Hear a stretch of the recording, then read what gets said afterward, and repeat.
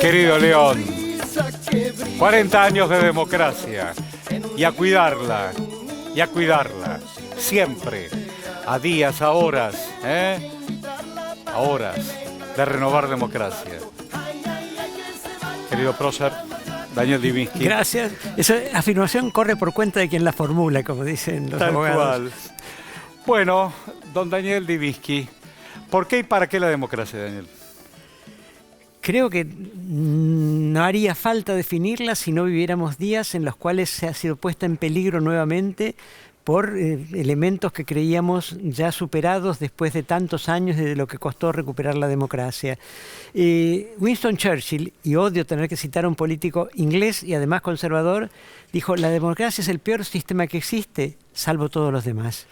En la época más oscura, en la noche del terrorismo de Estado, viviste fuera de la Argentina, tuviste que irte de la Argentina. Primero viví adentro, muy adentro, porque estuve 127 días preso junto con quien era mi compañera y mi socia en la editorial, Cookie Miller, a disposición del Poder Ejecutivo, sin causa, sin juicio, sin defensa, y a causa, digamos, a causa entre comillas, de la prohibición de un libro infantil que no tenía absolutamente ninguno de los elementos que se invocaron en el decreto que lo prohibieron. Creo que lo que sancionaron fue que yo presenté un recurso de reconsideración, porque en la dictadura previa, la dicta blanda de Onganía, aunque también tuvo sus víctimas, nos habían prohibido una novela de Alfredo Grassi, que era radical y medio anarquista, que se llamaba Me tenés podrido Argentina. El título, que se basaba en unos stickers, unos adhesivos que había repartido los calefactores Escabe, que los taxistas, que son muy patrioteros, habían puesto en los taxis. Era una novela sobre, hablaba un poco del plan Conintes, de la toma del frigorífico Lisandro de la Torre, pero la prohibieron en virtud del decreto que reprimía las actividades comunistas, lo cual era un desatino total. Y después te fuiste a México. No, me fui a Venezuela. Y después volviste de Venezuela. Así es. Y la democracia. Yo te conocí dirigiendo Radio Belgrano. Bueno, esa fue una cosa que me asestó Alfonsín con una prueba de confianza cuando me citaron.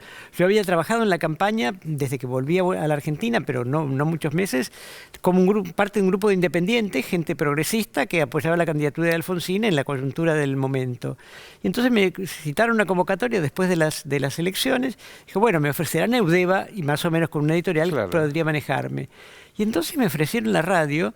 Y yo dije, pero yo de radio lo sé, encenderla, cambiar el dial y apagarla cuando me canso. Y Germán López, que era un tipo muy astuto, que era el secretario general de la presidencia cuando Alfonsín asumió, dijo, mira, el interventor de estos últimos años fue un teniente coronel de artillería. ¿Te parece que sabes menos que un teniente coronel de artillería? Y curiosamente ese teniente coronel, que me entregó la radio diciendo, está todo sin deudas, claro, eso un poco a costa de la programación. O sea, una radio del Estado, la programación no tiene para aquellos que están conociendo tal vez por primera vez o no lo tenían, entre otras cosas, Editorial de la Flor nada más. Y de pronto, estimado director, querido productor, ¿me podés ilustrar?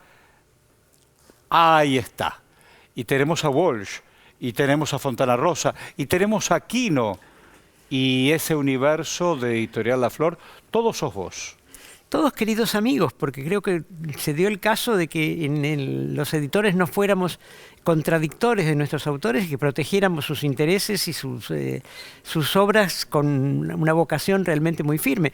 En los grandes grupos transnacionales, una novedad dura el mes que apareció y tal vez el mes siguiente. Siempre fue así. Nosotros defendimos el fondo editorial y durante los 40 y tantos años que yo estuve en la editorial, se siguió reeditando todo y manteniendo la vigencia de autores que en grandes grupos hubieran desaparecido. ¿Y que la Mafalda y que el Fontana Rosa? Bueno, esos fueron los pilares, esos son los que permitieron apostar, lo que daban de reservas para vivir y para capital editorial, permitió apostar a libros improbables que en algunos casos funcionaron, pero en otros siempre me dio mucho placer publicarlos. Y también hay otros nombres que en el catálogo que son menos notorios. Por ejemplo, John Berger, Humberto Eco, que publicamos primero un cuento infantil cuando nadie lo conocía mucho, Los tres astronautas, un cuento que traduje yo, y después, en acuerdo con Lumen, la editorial española que tenía los derechos mundiales, nada menos que El nombre de la rosa, El péndulo de Foucault, La estrategia de la ilusión. O sea que es un catálogo fornido. Bueno, ahí veo también al Pichiciego, el Fowell. Bueno, cuando Rodolfo había paseado el original por una cantidad de editoriales que no se atrevieron a publicarlo, me lo trajeron a mí, que yo llegaba fresquito de Venezuela, imbuido de ideales democráticos, lo leí en una noche y dije, por supuesto que esto se publica. Se publicó, tuvo buena crítica, se vendió poco y Fowell, que era bastante intemperante, dijo, eso fue por la tapa de... que le hicieron. Y en realidad la tapa que hizo Carlos Bocardo, que era un gran diseñador, tenía unas cintas argentinas entrelazadas con el símbolo del licor Tres Plumas, que era lo que tomaban para caldearse los pobres conscriptos en las trincheras. Y lo de Walsh, ¿por qué te jugaste al Walsh? Bueno, yo conocí a Walsh de la época en que él publicaba en Jorge Álvarez, le tenía una admiración enorme. Claro. Teníamos, como decía Borges, una amistad de las anglosajonas basada en grandes silencios y sobreentendidos, porque nunca hablamos demasiado. Pasó en mi casa una fiesta de fin de año con Lilia Ferreira, su mujer, y nos encontramos en situaciones sociales, pero la relación profesional fue siempre muy sobria. Y cuando se fue de la editorial de Jorge Álvarez porque no cobraba sus derechos y me propuso editarlo. ¿No cobraba sus derechos? No, porque Álvarez en algún momento se enloqueció, para decirlo malamente, y mató las gallinas de los huevos de oro. Dejó de pagarle a Quino, y Quino migró a De la Flor, y dejó de pagarle los derechos a Walsh, y Walsh dependía de eso porque no tenía otra fuente de ingresos significativa. Así que lo recibimos con enorme emoción, y cuando durante nuestro exilio se fue la heredera de Walsh, Patricia, a Planeta, vencido el contrato con Planeta, volvió porque dijo que nadie había defendido los intereses de la obra de Rodolfo como lo había hecho De la Flor. Digo, hoy por hoy estamos tratando de pensar por qué la cultura en la democracia. Bueno, ¿Por qué debemos reivindicar la cultura en la democracia? Creo que es la base de todo, y en estos días que están tan agitados por una cantidad de atentados contra la democracia que no debemos dejar de señalar. Hablaban en el informativo hace un rato de la vandalización de las baldosas de homenaje a los estudiantes desaparecidos en el Pellegrini, las barbaridades que sucedieron ayer en el Obelisco, en una pequeña manifestación que no molestaba a nadie, la muerte causada, que no fue un accidente, como titulan los grandes diarios, de uno de los militantes participantes. Es una cosa que nos debe alarmar desde el punto de vista de lo que es la cultura democrática. Tenemos que estar dispuestos a militar en cualquier posición política que se tenga a favor de la vigencia de estos valores, porque una vez que se van, no hay forma de recuperarlos sino con mucho tiempo y esfuerzo, que es lo que nos costó después de la dictadura militar. Ahora los autoritarios no tienen botas y gorras, tienen discursos. Y discursos que me prometen la libertad y en realidad es todo lo contrario. Son una amenaza y hay que vivirla así y pensarlo muy bien el domingo. Quiero agradecerte tu trayectoria y por supuesto tu presencia en Democracia. El agradecido soy yo. Vamos y venimos, mirá. Digo este tema de la democracia que cumple años y que espero que cumpla muchos más, men.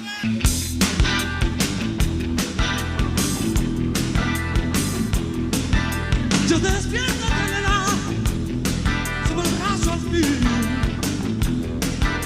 Yo despierto de la sobre el brazo al fin.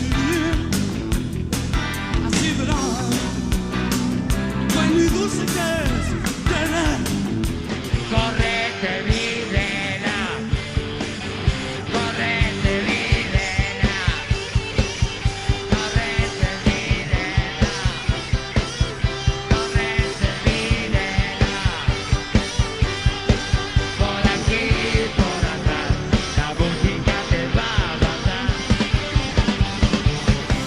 Un remolino mezcla los besos y la ausencia, imágenes paganas se desnudan en sueños.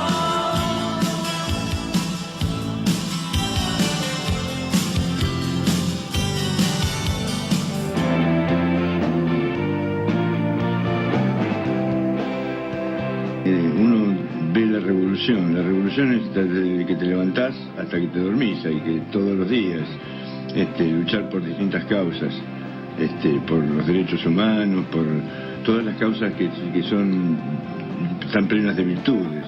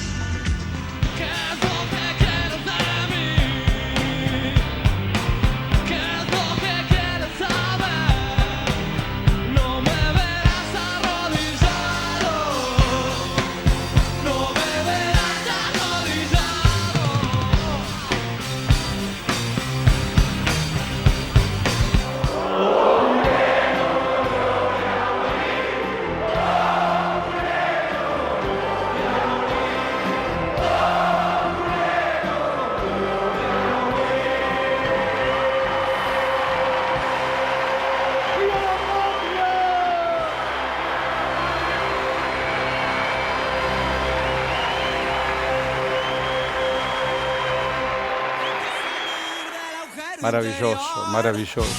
Uno no deja de emocionar. Él es Mariano del Mazo. Mariano del Mazo, gracias querido. Muchas gracias. Estábamos viendo a cada uno y a cada una de aquellos que nos hacen bien. ¿Cómo te va, Horacio? Bien. Con Mariano pudimos trabajar juntos en Homo Sepia en este canal y fue una gran oportunidad. Primero para conocernos humanamente y después todo lo que vos escribiste junto con el otro amigo, con Hamilton. Estuvo bárbaro. Y digo, la democracia está bien. Y hablamos de esto. Sí, hablamos de claro. esto. Te sentaste a escribir sobre esto. Y la verdad que la música y la cultura en general tuvo un momento de esplendor hace 40 años irrepetible. Había mucha energía, mucha necesidad. Bueno, en el rock fue una necesidad realmente muy grande de bailar, de hacer catarsis, de Son exorcizar muchos años de noche. todos los demonios. Sí. Demonios. Yo digo, ahí estábamos escuchando y bien me decía Gustavo Sánchez, el de Virus Moura tenía una hermana también desaparecida. Bueno, la familia Moura, Federico, líder de Virus, Marcelo también guitarrista de Sí, Virus, claro. bueno, un hermano desaparecido y después Federico muere a causa de SIDA, es decir, dos de los grandes males de la época, una familia diezmada tal cual. por dos... La peste rosa le decía. sí, sí. Qué barbaridad. Antes que aparezcan los retros, Bueno, todos los... mirá, Horacio, ahí están unas tantas contradicciones y malentendidos que había en esa época, hace 40 años. A Virus, cierto rock inteligente lo acusaba de frívolo, Mirá. lo acusaba de una actitud pasatista, y sin embargo, Moura, Federico, interpretó como pocos el gran drama argentino, el gran drama político que arrastraba de familia con un desaparecido. Claro, y con esto que después estás contando. y había mucha política en esas letras aparentemente frívolas. En Democracia se quedó muy claro, digamos, las distintas tribus, ¿no? Los que venían de la década del 70, Charly Bueno, García, bueno, esa es la Spinetta. pregunta que yo te quería hacer. Es decir, ¿qué trajo aquellos que en la resistencia, los Charlie, a la democracia y después se fusionaron con los otros? Bueno, los grandes que venían de la década del 70, hablemos por ejemplo de Charly García y Spinetta. Por ejemplo, Los dos se dieron cuenta que eran otros tiempos, que ya Que la tenían democracia. que tenían que componer en libertad, que era algo inédito para un artista. Una cosa es meter alegorías, metáforas para poder sortear Sí. la censura y otra cosa de pronto poder decir lo que uno quiere. claro. Y ahí hay un disco emblemático de Charly, que es Clicks Modernos, creo yo. Ajá. Y Spinetta Y ahí también. ¿qué entra a contar él? Bueno, ahí está los dinosaurios, Claro. nos siguen pegando abajo. Ella venía en el primer disco solista que salió en el 82, después de la separación de Serú Girán, ya había escrito Inconsciente Colectivo, Mama la libertad, siempre la llevarás dentro del corazón. Y ya había escrito un tema que se El llamó inconsciente Pena. colectivo con Mercedes, yo me Claro. vuelvo loco. Me vuelvo loco. Bueno, hay muchas actividades que ocurrieron antes de diciembre del 83. Por ejemplo, los conciertos que hizo Mercedes Sosa en febrero del 80, a partir En de el febrero del ópera. 82, en el ópera, el regreso del Claro. exilio. El otro día me conté con Greenback. Fueron Sí, como un canapé claro. de la apertura. Claro. Ahí la Esta es negra la previa. extendió los límites, integró a la nueva trova cubana que estaba prohibida, con un tema de Milanés, otro tema de Silvio Rodríguez, Silvio. convocó a los rockeros, convocó a los tangueros, se plantó en el medio del escenario antes de Malvinas y desplegó todo un plan estético que se desarrolló de alguna manera a partir de... ¿Y de qué la- fue pariendo la democracia en los años posteriores? Bueno, parió un rock muy interesante que se empezó a exportar. El rock argentino siempre había sido como un rock muy endogámico, muy de cabotaje. ¿Qué significa eso? Bueno, que Cantábamos para el barrio. no salían del país. Sí. Spinetta, Charly, León Gieco se había ido en el 78, pero no había hecho una carrera afuera. A partir de la década de la democracia, sobre todo, el rock empieza además a ser un negocio. O Ahí Cerati y todo el grupo. bueno, Soda Stereo, Enanitos Verdes, Violadores, Hit. Empiezan a distribuir y a mostrar el rock en todo un mercado de América Latina y realmente en ese momento el rock argentino era seguramente el mejor de la región. Y decían cosas vinculadas con la democracia. Sí, Hablaban, elogiaban, vivían, respiraban en democracia, sí. Sí. Yo creo que la democracia, la libertad se declama pero se ejerce. Y la ejercían. Sí. Era un momento muy interesante porque empezaron a haber muchísimas bandas, distintas tribus. Había como una suerte de tensión entre los punks, los hippies, los modernos, los heavy metal. Eran todos jóvenes que querían decir cosas. Fue que una primavera. primavera que se integraban también con el nuevo teatro, que de alguna manera había aparecido como reacción a teatro abierto, que era muy político. Bueno, Tal empezó el cual. teatro, el paracultural, el teatro Mira que eso. tenía Batato Barea, Fernando Noy, Urda Tenés Piceta. razón, no había hecho Y pie. ahí tocaba Sumo, tocaban Los Redondos, había como una suerte de libertad que atravesaba muchas disciplinas, no solo el rock. Claro, porque uno tiene que pensar, claro, recién ahora hago pie. Claro, Los Messi, Claro, claro. con Carlos Y Belloso. todo eso se fue pariendo. ¿Y hoy dónde estamos?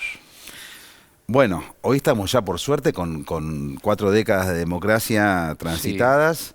Yo creo que el rock hoy perdió de alguna manera su embrión rebelde, contestatario. Es un poco la música del sistema. Si algo tuvo la democracia, Mirá. para bien y para mal, que tomó al rock desde Alfonsín y sus famosos conciertos gratuitos Sí. en Barranca Belgrano, hasta los conciertos que convocaba Néstor Kirchner a la Casa de Sí, Gobierno. claro. Yo creo que el rock es la banda de sonido de la democracia. Y la década recuperada. del 90 con Charlie y compañía, no Charlie García, sino con Charlie de La Rioja, ¿qué pasó? Bueno, ahí, Charlie. García tuvo una cercanía con Sí, Menem en claro. su momento. Menem, ¿te acordás cuando fue recién al Rolling Stone? Menem era un tipo que... Aparte fue una época del 1 al 1, donde venía desde Madonna hasta los Rolling Stones. Sí, que en ese sentido el público argentino se vio muy, muy beneficiado porque por primera vez vimos a Paul McCartney, por primera vez vimos a Madonna, como vos decís, a los Stones, provocando, digamos, esa fantasía de pertenecer a cierto primer mundo. De pronto Sí, vino la sí. noche, ¿no? Pero bueno, hubo varias instancias del menemismo.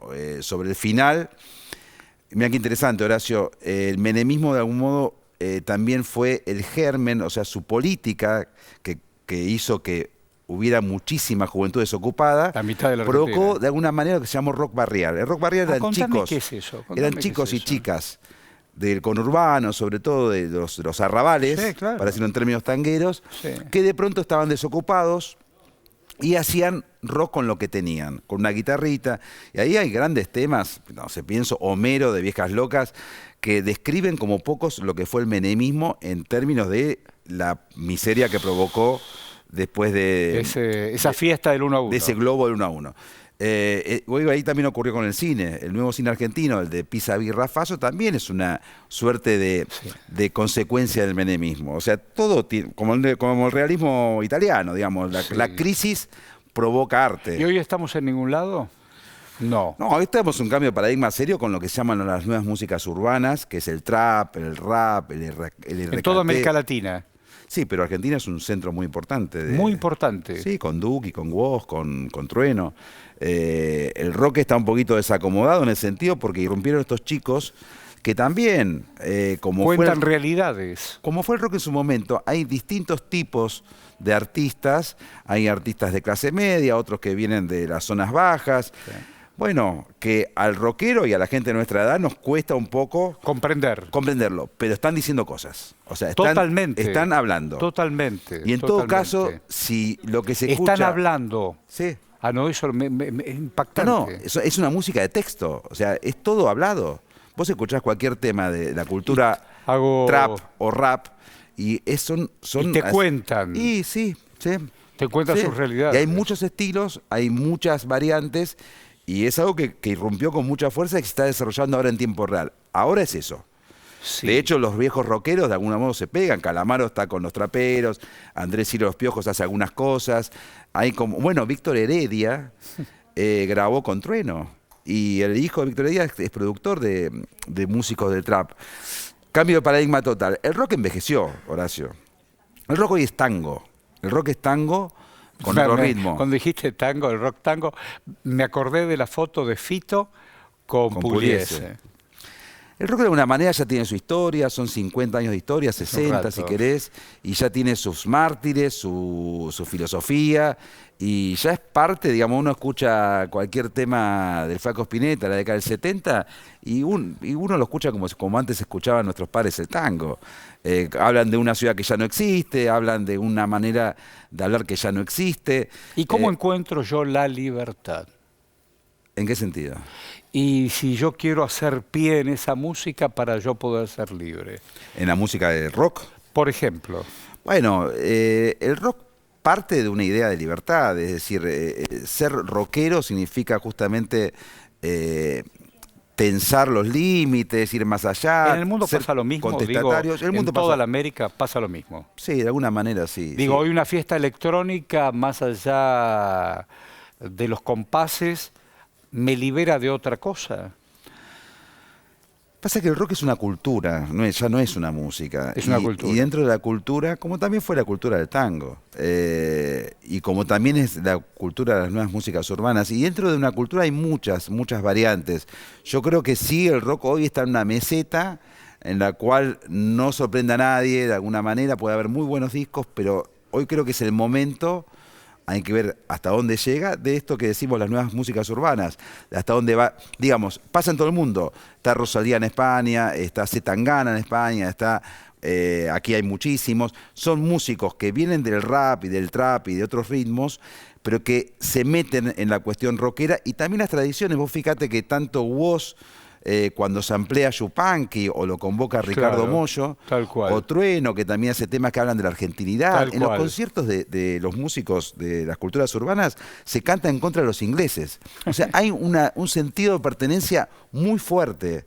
Después se discute si eso está bueno o malo, qué significa, pero es muy fuerte lo que pasa en términos de identidad. Y siempre eso, es y eso tiene que democracia. ver con las 40... Con los Y 40 digo, iba a decir exactamente eso. Y eso tiene que ver con 40 años de Sí, democracia. Sí, sí. Porque cuando... En la época de la dictadura hubo un enemigo claro. Claro. Ahora no. ¿El enemigo cuál es? O sea, Y yo creo que hoy el enemigo es la desigualdad. sí, sí, sí. El enemigo es la desigualdad, la falta de distribución, el contraste. Y en estos últimos días hemos visto que todos los escenarios más brutales, desde la nena morena hasta aquellos que salen a la calle para decir a mí la democracia no me alcanza y te bajan a alguien, un militante social o el cirujano que operaba en un barrio que hace lo que puede y pierde en manos de alguien del mismo barrio ese contraste. ¿Cómo lo musicalizás para poder entenderlo? Bueno, los músicos y sobre todo los letristas, los poetas, ¿no? El poeta dicen que viene de profeta. Vos escuchás, por Claro. ejemplo, al Indio Solari, que es uno de los grandes letristas del rock argentino. Él en el 85 publicó una canción con un estribillo, con los redondos, ¿no? A ver. A brillar mi amor. Claro, a brillar, mi amor. En los 90, Sí. el lujo es vulgaridad. Y con la alianza, con el fin de la alianza, no da más la murga de los renegados. Y eso lo hace... Mira cómo lo sabe el compañero. Eso lo hace no da más la murga a los renegados. Claro, eso lo hace no con un espíritu manifiesto, sino lo hace porque hay algo en el ambiente que el buen letrista, el buen poeta lo canaliza. Entonces, por eso el rock es la banda de sonido de distintas ¿Cuál épocas fue el de la primer disco democracia. que te compraste? ¿Qué? ¿Cuál fue el primer disco que te compraste? Please Please Me de los Beatles. Por favor, yo de los Beatles. ¿Y cuál fue el primer disco nacional que te compraste? Mira, tengo un hermano mayor, eso ha influido, pero La pusiste en el La Wilco. Máquina de Hacer Pájaros, que fue la segunda banda de Charly García. ¿Conservás alguno de ellos? Sí. Sí, tengo los vinilos, sí. ¿Y a todos esos muchachos los conociste mucho? Sí. Sí, tuve suerte, la verdad que tuve suerte de hacer notas con casi todos mis héroes.